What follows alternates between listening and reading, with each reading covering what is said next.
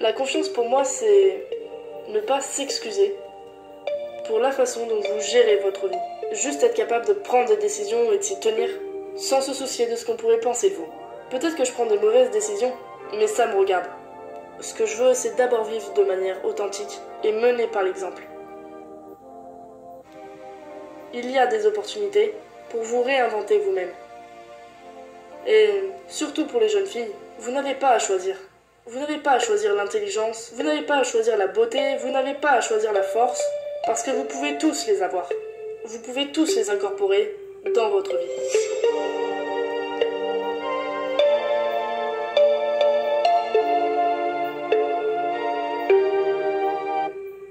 J'ai eu peur cette année lorsque j'étais blessée, et... Comme ne pas pouvoir revenir ou... Exactement. Je vais être parfaitement honnête avec vous. Je lutte toujours avec ça aujourd'hui. Et quand vous êtes blessé, vous perdez cette confiance en tant qu'athlète. Chaque fois que vous êtes renversé de votre piédestal, ou simplement de votre chemin, et que vous êtes obligé de vous remettre en question, et de vous demander, entre guillemets, comment vous allez revenir là où vous étiez, c'est vraiment quelque chose que vous devez surmonter. Vous devez confronter et traverser les doutes que vous pouvez rencontrer. Et je pense que, pour moi, la peur me permet de me recadrer, et de penser que, même si je ne devais pas revenir là où j'étais, cela contribue à faire de moi une meilleure personne pour l'avenir, tout en continuant à saisir les nouvelles opportunités. À partir de quand avez-vous développé cette notion selon laquelle la peur est un guide? Et comment l'utilisez-vous maintenant à travers ce que vous traversez?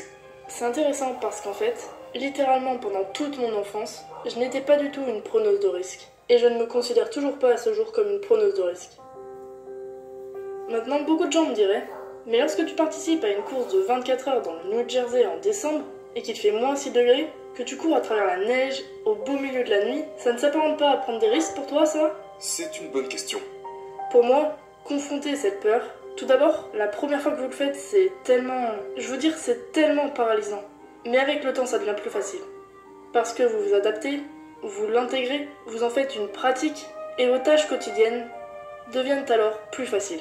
Et donc, pour moi, quand j'étais enfant, j'étais en fait très craintive et je ne voulais pas prendre de risques. Je voulais rester à l'intérieur, dans ma carapace, et j'avais déjà planifié ma vie. Je veux dire, lorsque j'avais 13 ans, j'avais déjà élaboré un plan pour toute ma vie. Et ça n'a rien à voir avec là où j'en suis aujourd'hui. Et heureusement, j'ai envie de dire.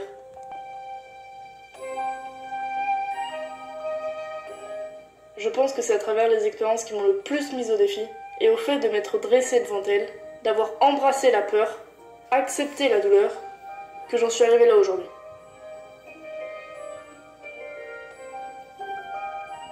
Je pense que ce qui m'a permis d'aller de l'avant est de toujours être à la recherche du prochain défi, de constamment vouloir trouver une nouvelle chose difficile à faire. Et donc, quand je suis arrivée vers l'âge de 28 ans, et que j'ai commencé à devenir, entre guillemets, une athlète professionnelle, c'était juste un nouveau défi pour moi. À me demander genre, comment pourrais-je faire ça? Et donc, tout ce que je pouvais rencontrer, n'importe quel défi qui me faisait peur, était précisément ce qui me poussait à aller chercher cette nouvelle limite.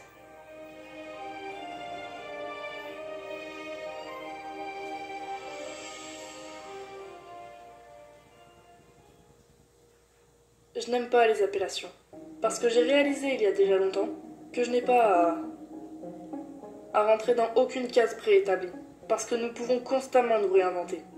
Et j'ai juste l'impression que trop peu de gens font ça. Trop peu de gens ne se donnent même ne serait-ce que l'occasion de faire ça. Si nous regardons l'intégralité d'une tâche, il est très facile de se laisser submerger. Et donc, pour moi, quand vous commencez une course de 24 heures, que vous entamez une course de 160 km, et puis que vous regardez l'heure et vous vous rendez compte, il me reste véritablement 22 heures de course là, et je suis déjà épuisée. Et c'est là que les gens abandonnent. Donc au lieu de ça, je me dis, cette course s'annonce pleine d'obstacles à surmonter. Parce que je vais immanquablement passer par des hauts et des bas. Et donc, va juste chercher le prochain obstacle. Contente-toi d'aller chercher le prochain obstacle, de boucler le prochain tour, sans penser à l'ensemble de la course, à la vision d'ensemble de la chose. Concentre-toi sur ces petites choses individuelles. Donc c'est ce qui me permet de traverser autant de douleurs et autant de difficultés. C'est le simple fait de ne pas penser à la tâche dans son ensemble, de ne pas penser aux 20 prochaines heures qui me séparent de la ligne d'arrivée, mais juste à la prochaine étape.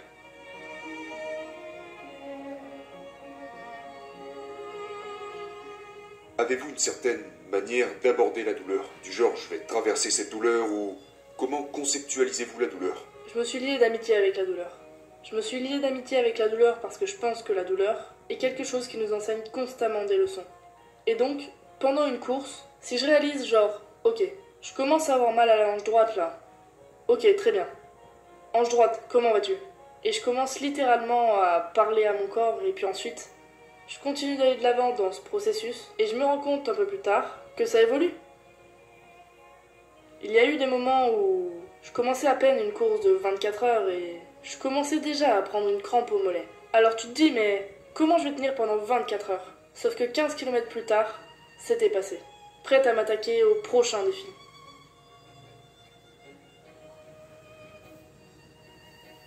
En fait, il existe une telle connexion entre le corps et l'esprit que si vous parvenez à parler à votre douleur physique, je trouve que ça devient beaucoup plus facile à gérer.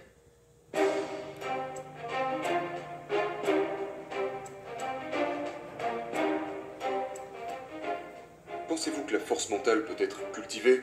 Je le pense, oui, absolument. Par quel processus? Pour moi, ça passe par le fait de faire des choses difficiles et d'oublier les solutions de facilité. Je pense que, déjà, ces choses difficiles sont différentes pour chacun. Parce qu'on en revient à cette notion de peur. Et à partir du moment où quelque chose vous fait peur, c'est une chose difficile pour vous. Par exemple, j'ai réalisé très tôt quand j'essayais de devenir avocate, j'avais toujours cette idée que je voulais être procureur sur scène et des choses comme ça, mais j'ai réalisé, je ne parle pas très bien en public.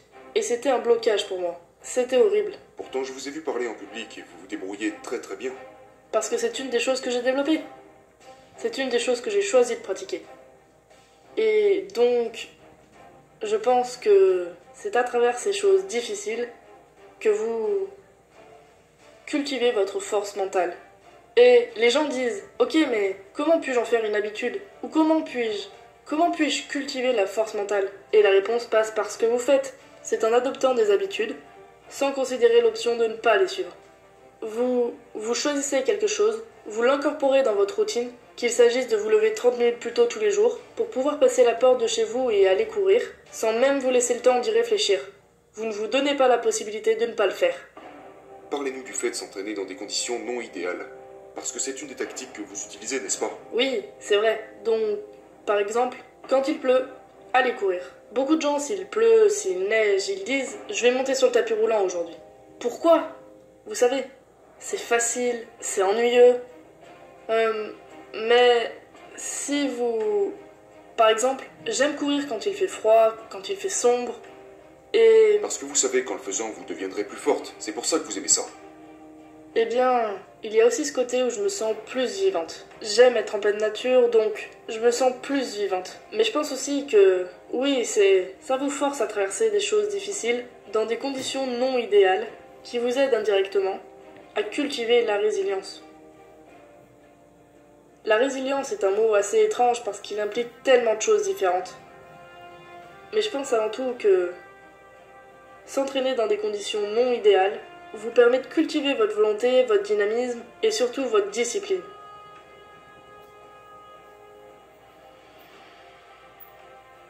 Les gens qui vous regardent en ce moment sont sûrement en train de se dire « Oui, mais elle est tellement douée sur le plan athlétique, évidemment qu'elle y arrive. » Mais avant de commencer ces courses, vous ne pouviez en fait même pas faire une seule traction, si je ne me trompe pas. Non, même pas. En fait, j'étais très faible en termes de performance physique. Et j'ai passé 6 mois à essayer de faire des tractions pour me préparer à ma première course d'obstacles. Et je n'y arrivais pas. Et je suis quand même allée à cette course. J'ai échoué sur tous les obstacles parce que je n'avais aucune force et j'ai adoré ça. Parce que pour moi, je me retrouvais avec ce nouveau défi en face de moi. J'étais comme, je suis vraiment mauvaise à ça. Essayons de devenir meilleurs.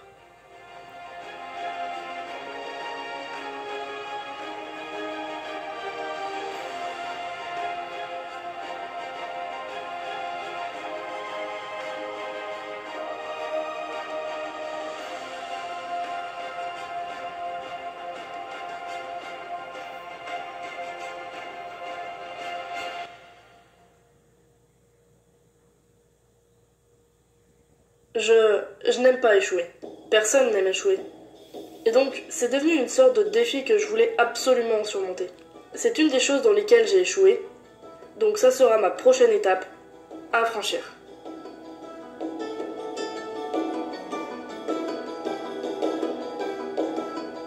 Je pense que, nous avons tellement de décisions à prendre dans la vie, et vous ne pouvez tout simplement pas les fuir. Et pour moi, les routines sont un bon moyen de soustraire une bonne partie d'entre elles, parce que les choses deviennent simplement automatiques. Et je me sens juste mieux quand je sais que les choses sont planifiées et que je n'ai plus qu'à suivre le plan. Pour moi, c'est ça le pouvoir de la routine. C'est pouvoir se détacher de toutes ces petites décisions que vous voudrez prendre chaque jour pour pouvoir concentrer toute votre énergie sur les grandes décisions qui vous demanderont vraiment toute votre attention. Et éviter les questions du genre « Qu'est-ce que je vais manger aujourd'hui ?» ou « À quelle heure vais-je me réveiller ?»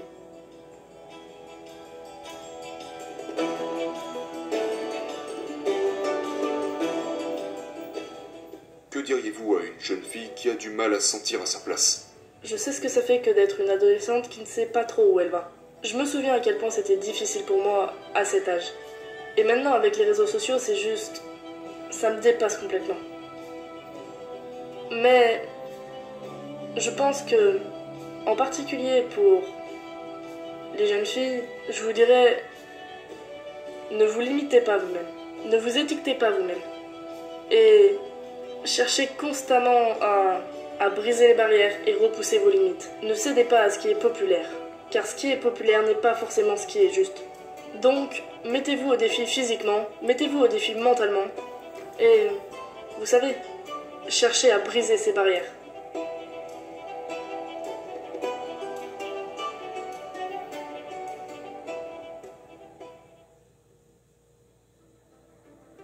Si vous deviez définir la confiance, comment la définiriez-vous?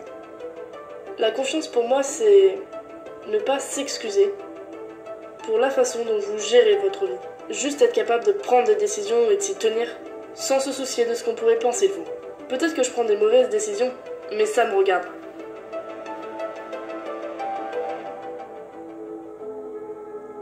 Ce que vous voulez avoir sur le monde.